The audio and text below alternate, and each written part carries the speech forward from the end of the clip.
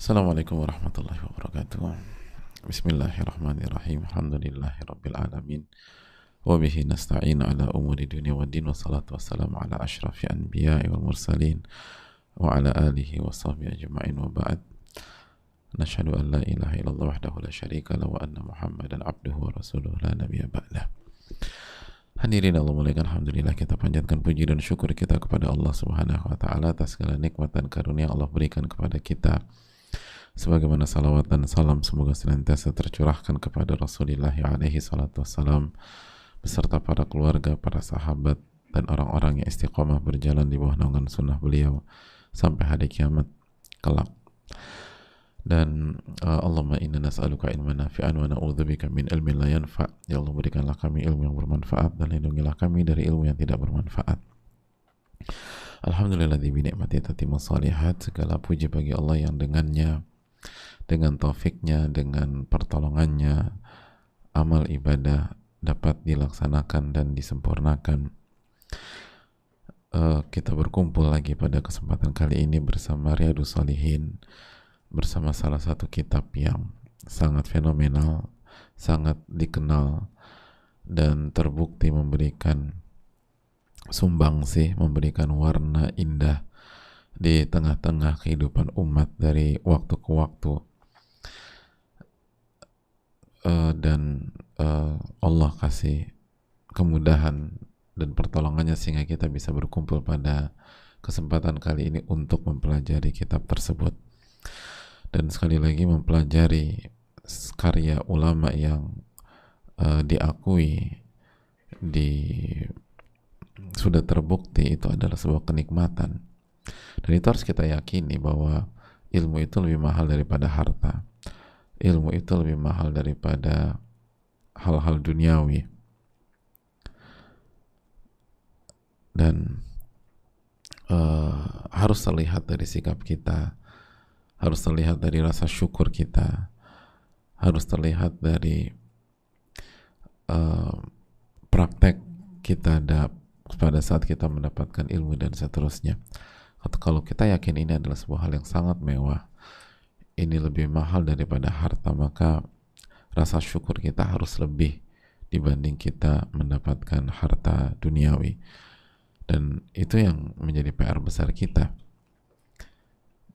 bukan hanya belajar, tapi bagaimana mensyukuri kesempatan belajar, mensyukuri ilmu yang diberikan. Karena kalau tidak, maka akibatnya fatal. La in syakartum la azidannakum wa la in kafartum inna adzabi lasyadid.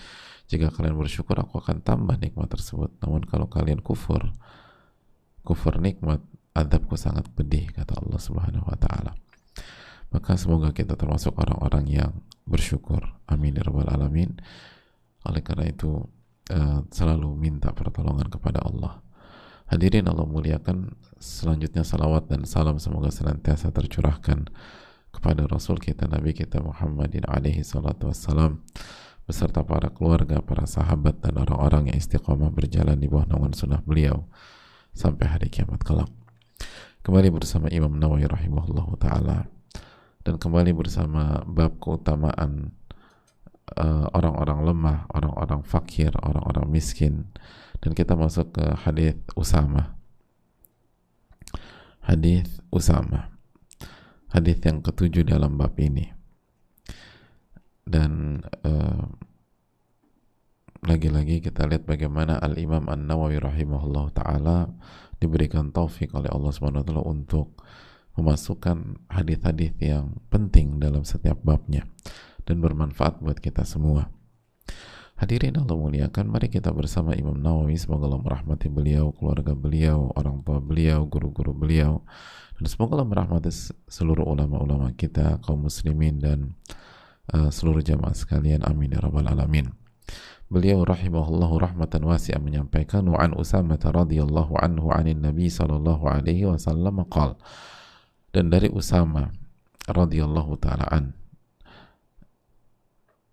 anin Nabi sallallahu alaihi wasallam, dari Nabi sallallahu alaihi wasallam, bahwa beliau bersabda sallallahu alaihi wasallam, kumtu ala babil jannah, aku berdiri di pintu surga, kata beliau sallallahu alaihi wasallam, فَإِذَا عَامَّةُ مَنْ دَخَلَهَا الْمَسَاكِينَ, dan ternyata mayoritas yang masuk ke dalam surga adalah orang-orang masakin, orang-orang miskin. Wa ashabul jaddi mahbusun, dan orang-orang yang memiliki kekayaan dan memiliki harta itu tertahan. Orang-orang memiliki harta, memiliki kekayaan itu tertahan. Tertahan, hadirin sekalian. Jadi mayoritas yang masuk adalah orang-orang miskin. Dan orang-orang kayanya, orang-orang yang punya banyak hartanya, mereka tertahan. Lalu وقمت على باب النار غير أن أصحاب النار قد أمر بهم إلى النار. Lalu Nabi SAW menyampaikan, dan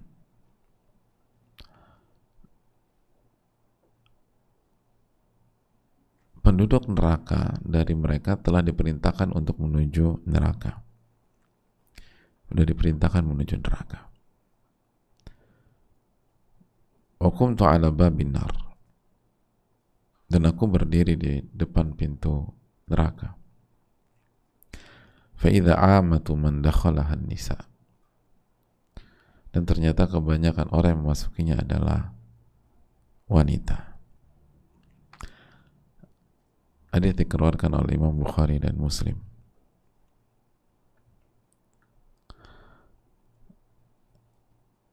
Hadirin Allah muliakan,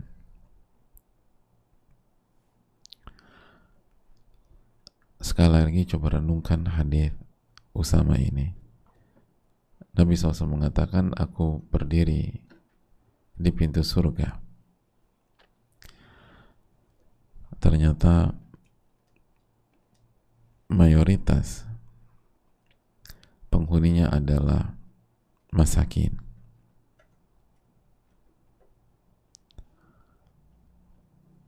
Mayoritas penghuninya adalah orang-orang miskin.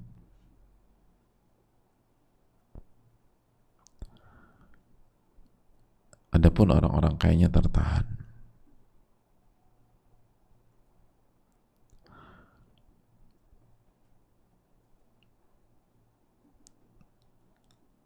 Dari sini kita bisa menarik pelajaran-pelajaran penting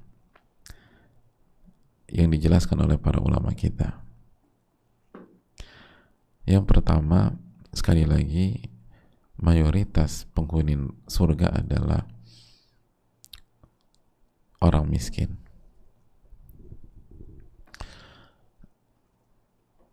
Dan yang dimaksud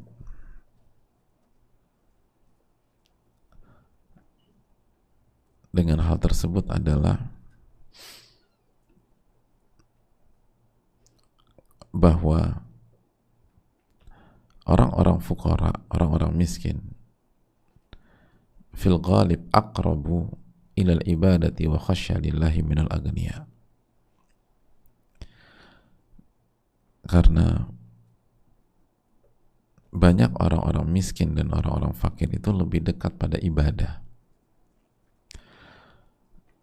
lebih mudah khusyuk, lebih mudah dan lebih dekat takut kepada Allah dibanding banyak orang kaya. Itu maksudnya. Bukankah Allah berfirman, kata para ulama dalam surat Al-Alaq ayat 6 dan 7, kalla innal insana la yatgha ar-ra'ahu stagna. Ketahuilah sesungguhnya manusia benar-benar melampaui batas. Kapan dia akan melampaui batas? Ar-ra'ahu stagna, ketika ia melihat dan merasa dirinya serba cukup. Jadi manusia akan melampaui batas ketika dia merasa dirinya sudah cukup. berkecukupan, serba cukup. Nah, di kondisi apa manusia rentan merasa dirinya serba cukup? Pas kaya atau pas lagi miskin, hadirin? Pas kaya. Pas lagi banyak duit atau pas lagi nggak punya uang? Pas lagi sehat walafiat atau pas lagi sakit? Dan ketika seorang manusia merasa dirinya serba cukup, disitulah dia akan melampaui batas. Kata siapa? Kata pencipta manusia, subhanahu wa ta'ala. Dan itu yang terjadi. Kalla innal insana la yatgha ar-ra'ahu istaghna. Manusia akan melampaui batas saat dia merasa dirinya serba cukup. Ketika manusia merasa dirinya serba cukup, dia merasa nggak butuh. Ketika dia merasa nggak butuh, dia akan sulit nurut, dia akan sulit patuh.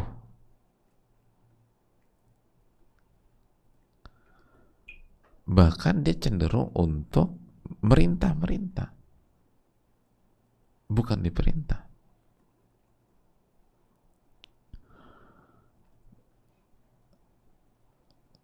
Makanya rasa butuh sama Allah itu penting.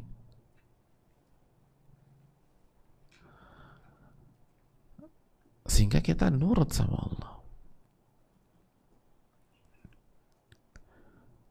Merasa diberikan kenikmatan, diberikan fasilitas, diberikan anugerah, itu sangat penting.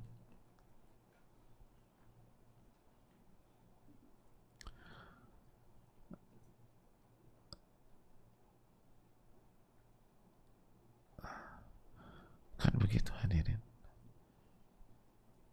Kapan karyawan dengan senang hati diperintah dan dilarang? Ketika dia merasa butuh uang, butuh pekerjaan.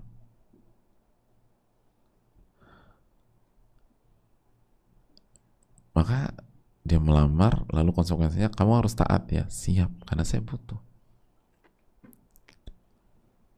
Kalau dia sudah merasa serba cukup dari A sampai Z, kira-kira dia akan nyari itu nggak? Mau nggak dia diperintah-perintah? Mau nggak dia dilarang-larang? Nggak mau. Saya bisa ngerjain itu sendiri kok.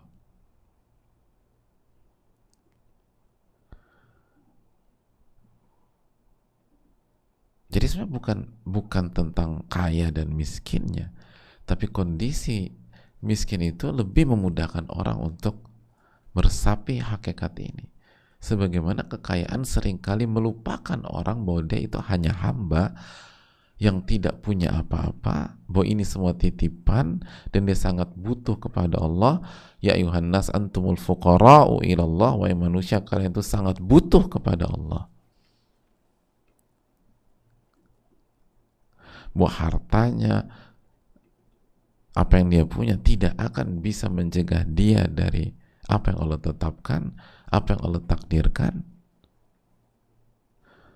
Makanya kapan orang yang punya banyak uang seringkali bersimpuh kepada Allah? Ketika dia sadar hartanya tidak bisa berbuat apa-apa, dan yang bisa menyembuhkan dia hanya Allah tabaraka wa ta'ala. Akhirnya dia merasa butuh kepada Allah, dia ambil air wudhu, dia sujud, dia nangis kepada Rabbul Alamin. Oleh karena itu, hadirin Allah muliakan, ketika orang-orang kaya memiliki mental seperti ini, merasa butuh kepada Allah, merasa kerdil di hadapan Allah, merasa hina di hadapan Allah, dan rasa hina, rasa kerdil, rasa butuh, dan merasa bersyukur karena yang ngasih semua itu adalah Allah, bergabung menjadi satu, maka mereka menjadi ahli-ahli ibadah dan bisa jadi mengalahkan banyak orang fakir dan orang miskin. Dan itu yang terlihat dari sebagian sahabat-sahabat besar yang kekayaan mereka, kekuasaan mereka, fasilitas dunia mereka tidak mencegah mereka dan tidak menghambat mereka menjadi hamba-hamba Allah yang terbaik. Sebut saja Abu Bakar As-Siddiq radhiyallahu ta'ala an, Umar bin Khattab radhiyallahu ta'ala an, Uthman bin Affan radhiyallahu ta'ala an, Ali bin Abi Thalib radhiyallahu ta'ala an, Abdurrahman bin Auf radhiyallahu ta'ala an, Sa'ad bin Abi Waqqas radhiyallahu ta'ala an, Zubair bin Awam radhiyallahu ta'ala an, dan begitu seterusnya.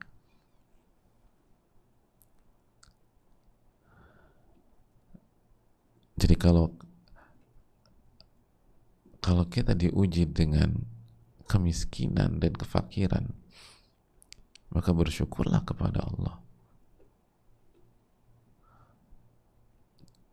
Karena ini adalah kondisi yang lebih memudahkan kita untuk dekat sama Allah, merasa butuh sama Allah,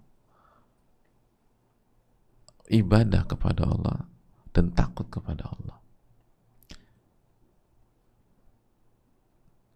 Dan itu pun juga gak lama kok. Bahkan apabila seseorang itu dari lahir sampai meninggalnya miskin terus, gak lama. Dunia kan gak lama. Tapi akses untuk ibadah itu dimudahkan, itu akan membuat kita bahagia dalam kekekalan kita nanti di akhirat, dan kenikmatan kubur yang bisa jadi ratusan tahun. Adapun kalau kita diuji dengan kekayaan, maka kita harus sadar bahwa ujian ini gak mudah, dan kita rentan untuk merasa serba cukup, sehingga membuat kita tidak dekat dengan Allah, tidak mendekat kepada Allah, tidak nurut dan patuh kepada Allah, berpotensi. Maka sadarlah akan potensi tersebut. Kita harus siaga, kita harus hati-hati. Lalu tetaplah menumbuhkan rasa butuh kepada Allah walaupun kita kaya raya. Tetaplah merasa rendah di hadapan Allah. Sehingga dengan itu kita bisa selamat dengan ujian kekayaan.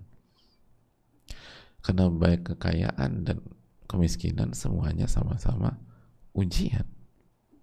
Sebagaimana yang telah kita jelaskan, hadirin.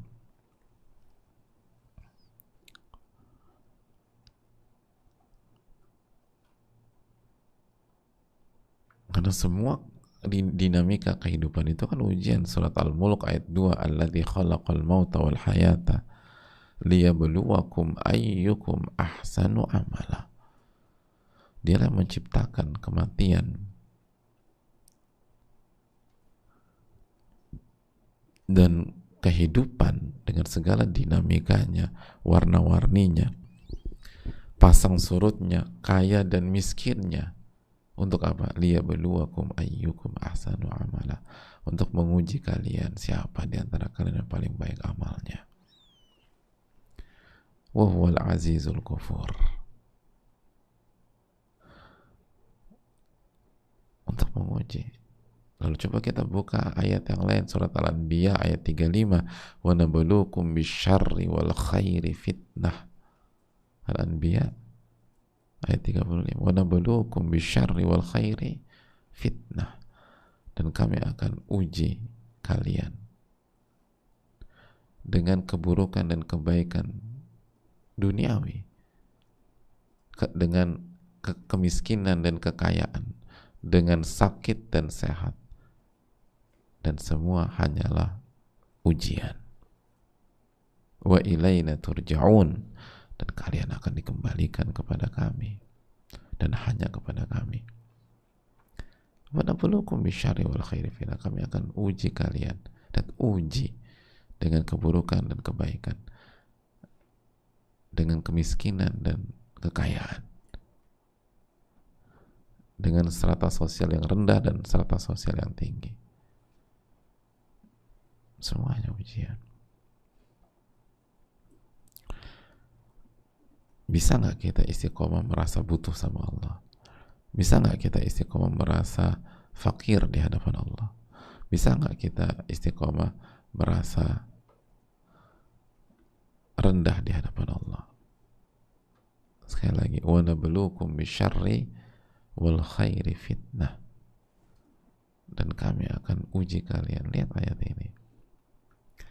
Kami akan uji kalian dengan kesulitan dan atau dengan keburukan dan dengan kebaikan. Dan semuanya adalah ujian.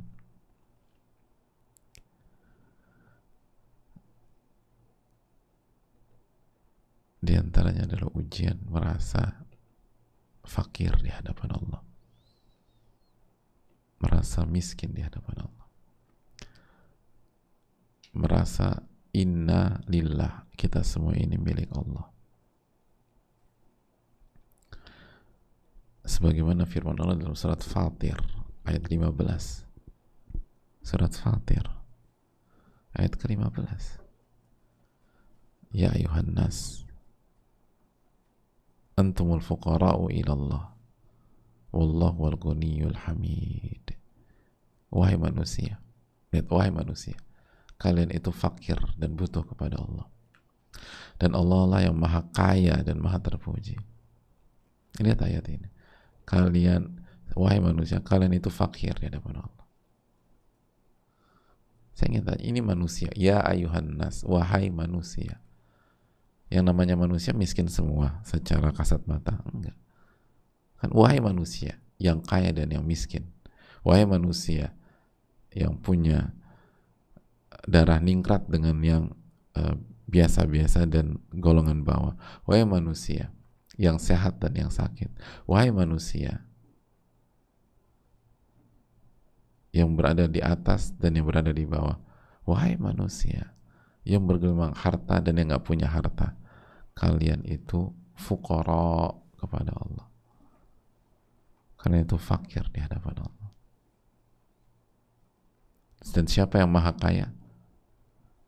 Wallahu wal ghaniyyul hamid. Dialah Allah yang maha kaya, bukan kalian. Bukan kalian.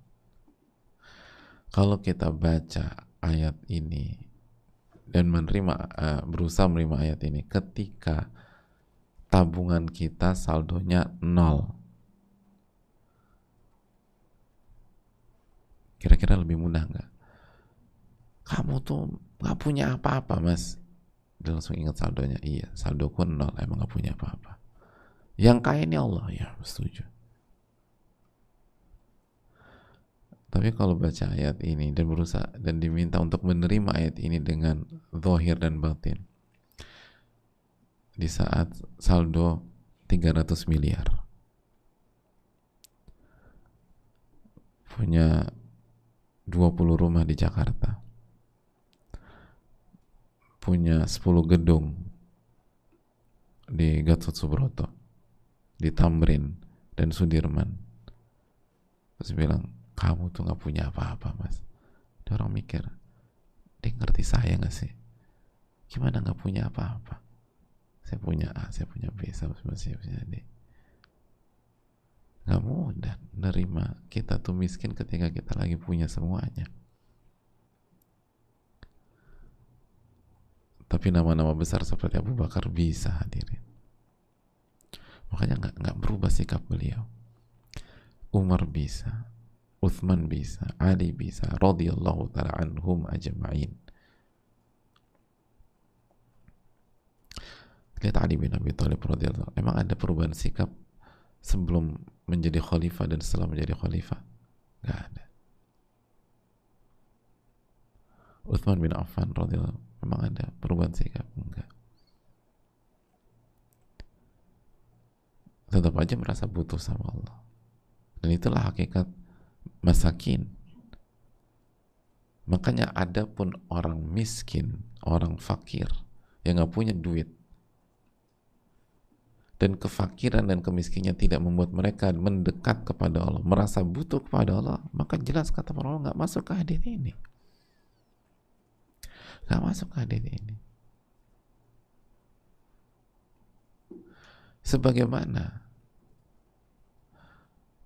orang kaya, sekali lagi, yang dekat sama Allah, yang merasa butuh sama Allah, dia akan masuk surga. Karena sekali lagi hakikat kefakiran adalah kefakiran kepada Allah. Itu kefakiran yang dipuji dan yang terpuji. Ini Fatir 15, antumul fuqara'u ila Allah. Kalian itu fakir dan butuh kepada Allah. Wallahu al-ghaniyyul hamid. Dan Allah Maha Kaya dan terpuji.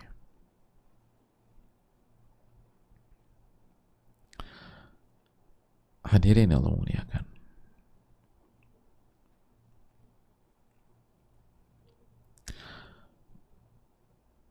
Pelajaran yang berikutnya, hadirin.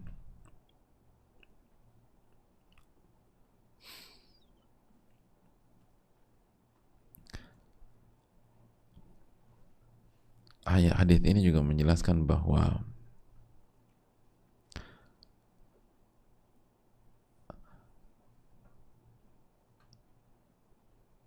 penghuni neraka yang paling banyak adalah wanita.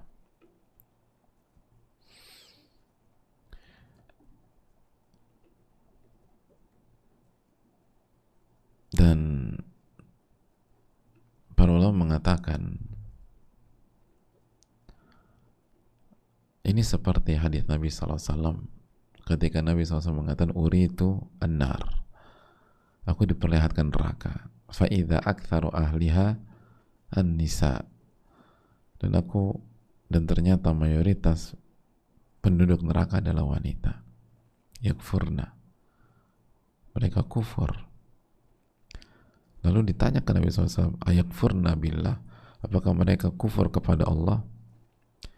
Nabi SAW mengatakan tidak. Yakfurna al-ashir, mereka kufur kepada suami. Wa yakfurna al-ihsan, mereka kufur kebaikan, kufur nikmat, hadirin, kufur nikmat.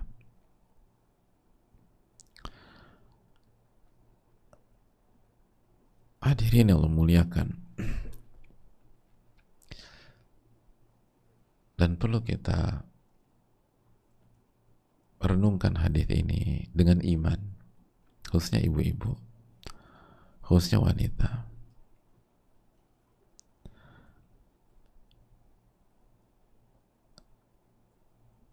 Karena yang bersabda, yang mengatakan ini adalah Nabi kita sallallahu alaihi wasallam, yang gak pernah berbohong, yang selalu amanat. Yang Allah berfirman dalam surat An-Najm ayat 3 dan 4, "Wa ma yantiqu 'anil hawa in huwa illa wahyun yuha." Nabi tidak menyampaikan Nabi tidak menyampaikan hawa nafsu beliau, tapi wahyu yang Allah wahyukan kepada beliau. Jadi yang Nabi sampaikan hanya wahyu. Dan ini keterangan, kita lihat ini di dalam buku Riyadhus Shalihin.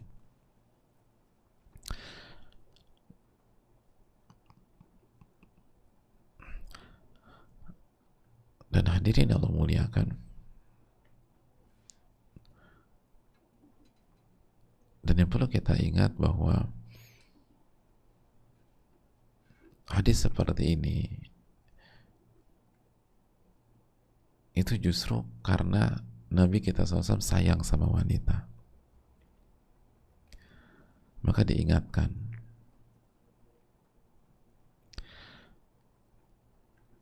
Dan tidak ada manusia yang lebih sayang kepada wanita dibanding Rasulullah SAW.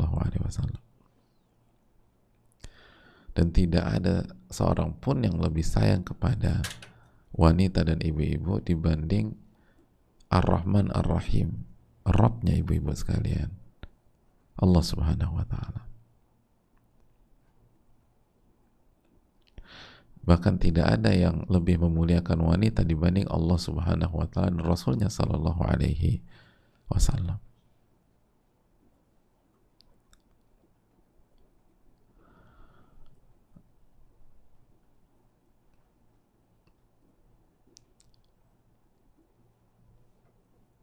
Lihat bagaimana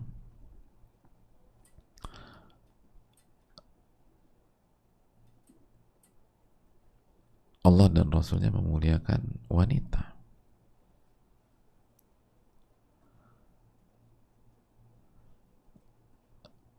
Memuliakan wanita-wanita beriman. Makanya kita lihat dalam sejarah bagaimana perubahan peradaban wanita setelah Islam itu datang.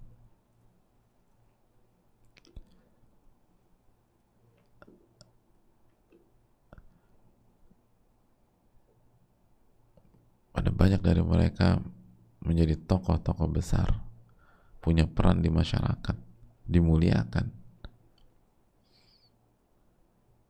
Dan kalau khususnya ibu-ibu mengikuti kajian wanita, setiap kajian wanita kita sebutkan nama besar wanita sepanjang sejarah. Setiap kajian kita sebutkan satu nama, satu nama, satu nama, satu nama, biar saudari-saudari kita dan ibu-ibu ini tahu bahwa wanita itu punya peran besar.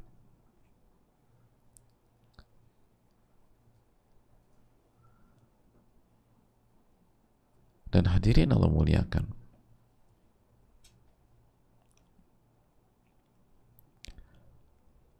dan Nabi SAW bersabda, man kana lahu thalathu banat, barang siapa yang punya 3 anak wanita. Lihat, 3 anak wanita.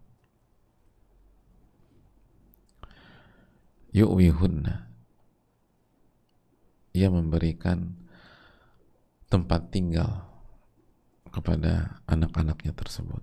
Wa yakfihinna, dan ia cukupkan kebutuhan anak-anak perempuannya. Wa yarhamuhunna, dan ia sayangi anak-anak perempuannya. Faqad wajabat lahul jannah, maka dia wajib masuk surga. Allahu Akbar. Dia wajib masuk surga.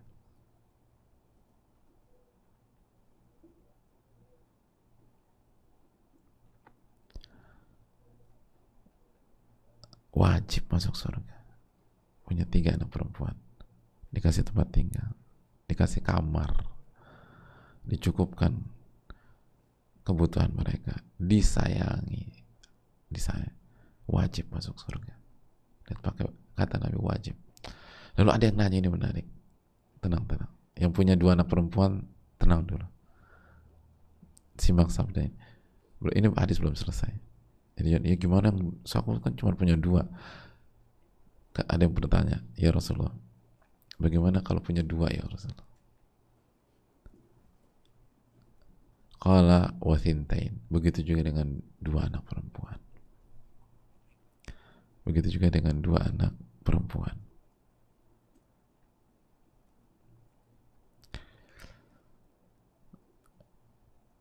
Hadirin Allah muliakan.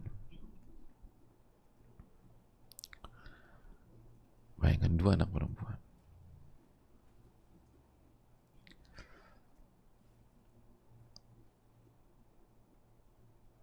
Udah puas? Mas Hafiz belum? Kenapa? Kenapa Mas? Aku cuma punya 1 Pak Ustaz. Gimana solusinya? Kayaknya harus program lagi Mas. Untuk yang punya 1,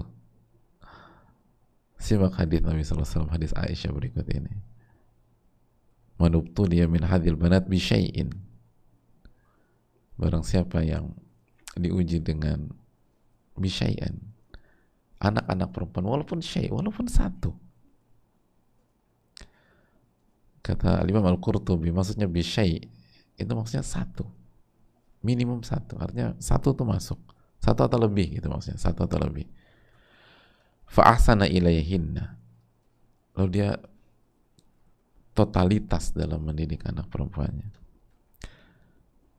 Kunna lahu sitran minan nar, maka anak perempuannya itu akan menjadi tabir dari neraka pada hari kiamat. Allahu Akbar. Gimana Mas? Sudah puas? Sudah. Wah, ini saya puas nih Pak. Ini wanita tuh dimuliakan hadirin.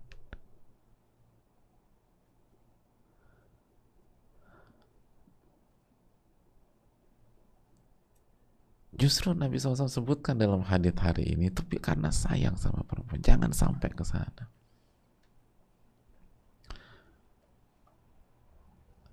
Adapun wanita-wanita yang mengambil pelajaran, mengambil ibrah, lalu mereka bertakwa kepada Allah, lalu mereka menjadi wanita-wanita yang selalu bersyukur dan berusaha bersyukur, maka jelas surga hadirin.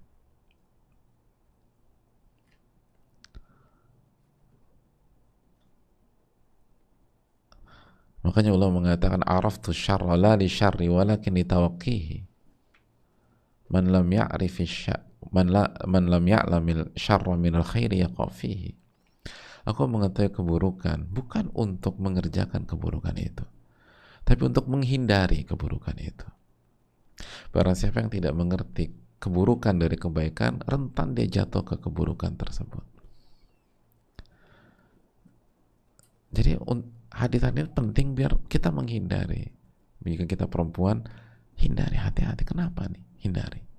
Kalau kita punya anak perempuan, kita punya istri, jaga istri kita.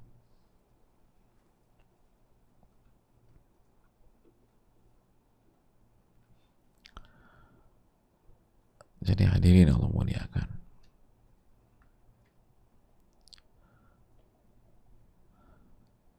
Dan di semua bidang hadirin, yang sukses itu minoritas. Yang sukses itu apa? Minoritas. Cek semua bidang. Jadi tidak perlu berkecil hati atau enggak. Enggak ada yang memuliakan wanita melebihi penciptanya subhanahu wa ta'ala. Dan enggak ada manusia yang lebih sayang sama wanita dibanding Rasul mereka sallallahu alaihi wasallam.